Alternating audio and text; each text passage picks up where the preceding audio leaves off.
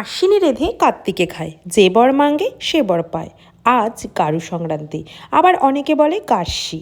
আমরা অ্যাকচুয়ালি গারুর থেকে গার্সিটাই বলে থাকি, মানে আমাদের বাড়িতে। তো এই সংক্রান্তির নিয়ম আমার শ্বশুর বাড়িতে নেই, আছে আমার বাপের বাড়িতে। তো আমি খুবই মিস করি এই সংক্রান্তির দিন মা এত টেস্টি টেস্টি ডাল রান্না করে।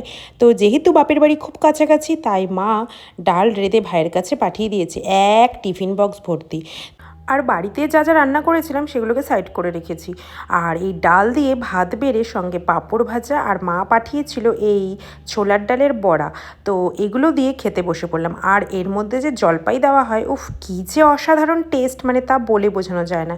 যারা অনেকেই আছে অনেক রকম সবজি খায় না, কিন্তু এই ডালের মধ্যে সব সবজি পড়লে এতটাই টেস্টি হয়ে যায় যে মানে কেউ কোনো কিছু বেছে যে সবজি ফেলে দেবে তার আর কোনো প্রয়োজন পড়ে না।